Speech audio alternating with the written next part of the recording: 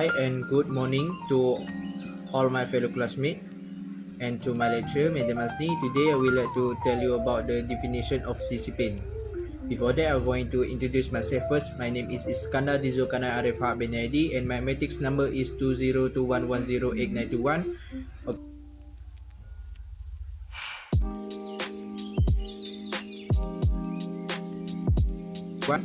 Okay, the firstly is the definition of the discipline. The discipline is an action or indication that is controlled in accordance with or achieve suitability with a particular system of governance. And discipline is usually used to control a human and animal behavior to a society or in the environment.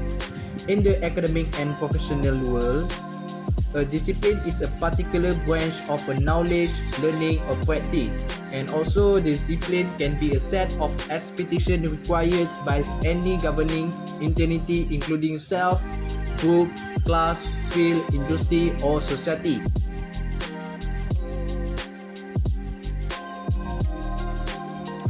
And then types of the disciplines.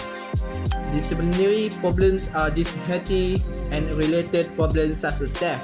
In addition, flying a job application such as resume is not as expected on individuals. Therefore, also intentionally damaging organization property and punching other employees' time cards also are the types of disciplines. And other than that, works performance. For example, not completing a work assignment by given a company or by given from a boss, and then produce a product or the service that of more pure quality and do not even meet the specific production requirement. And that's all for me, Iskandar. Thank you.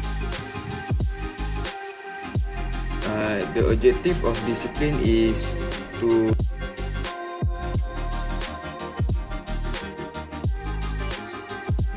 enable employees to behave in the desired manner, to respect their superiors, to follow rules, regulations and procedures, and to increase output at the lowest possible cost. It also to boost employee morale, to make them feel more confident and improve human relations in IR, and to discourage employees from violating rules and regulations and others.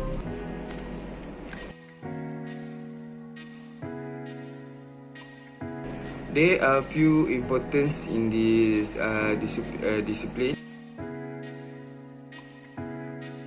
First is efficiency.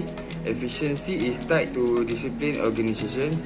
Staff members must discipline themselves in working in timely manner to produce quality output. Small business owner must strive to cultivate a workplace in which standards are set to which everyone in the organization called upon to meet. Okay, other importance are peaceful environment. Peacefulness ensures when you have the workplace that is committed to values of a concentrated regiment. The environment that exists in organization which do not issue specific guidelines for behavior is frequently impulsive, erratic and uncertain. Next is fairness.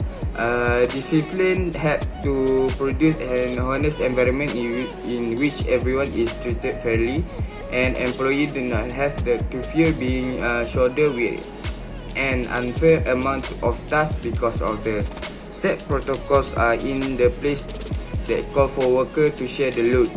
Managers are less likely to play favorites in disciplined environment. Lastly is ensure safety. Safety in your small company is a vital importance. You do not want any of your staff or customer to suffer preventable accident from which personnel occurs, which could also lead to possible legal action. That's all from me. Thank you. Okay, now the disciplinary approach. The first one is progressive disciplinary action. An individual will be subject to penalty commensurate with the level of offence he or she has committed. This disciplinary approach has 4 steps, which is: first step is oral warning or counseling. Second step is written warning. Under this step has 2 more steps, which is first written warning and final written warning. The third step is suspension without pay, demotion and downgrading. And the last step is discharge or termination.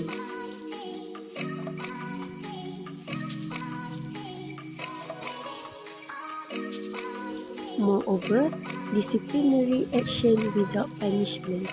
A disciplinary system that focuses on yearly correction of employee misconduct. The employee will be responsible and do so voluntarily to correct the wrongs he or she has committed. While for this disciplinary approach have 3 conference, which is: first conference is oral reminder, second conference is written reminder, and the last conference is decision day.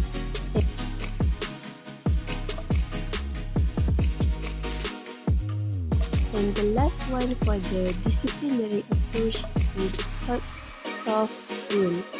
Disciplinary rules that can be compared to hot stove are like warnings that take effect immediately and apply to all employees without any bias.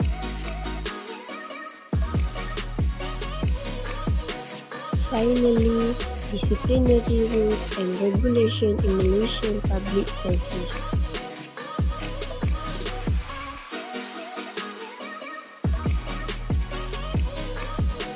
The first one is circular, a reference material for civil servants on guidelines or reminders regarding the conduct of civil servants in Malaysia.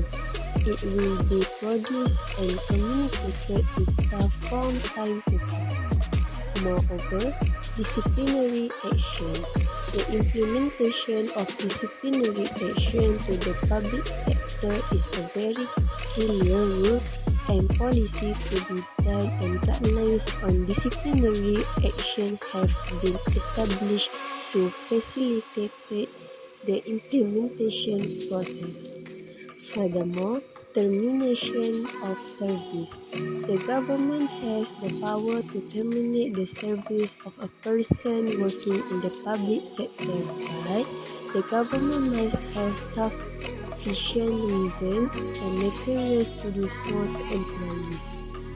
The last one is related legislation and information. A disciplinary action and termination of service must comply with applicable law, regulation, codes of practice and employment contracts. Now, I will talk about the rules and regulation. There are some rules and regulations that will be practiced in Malaysian public sector. For example, Statutory Bodies Act 605, Discipline and Surcharge 2000, or Chapter D of General Order. It is an act to provide for matters relating to the discipline of and the imposition of surcharge on officers of statutory bodies incorporated by federal law and for matters connected therewith. It is also enacted by the Parliament of Malaysia. Chapter D of General Order is in exercise of powers conferred by Clause 2, the 132 Federal Constitution. The Yang di-Pertuan Agong YDPA has made the following rules, which is citation and commencement.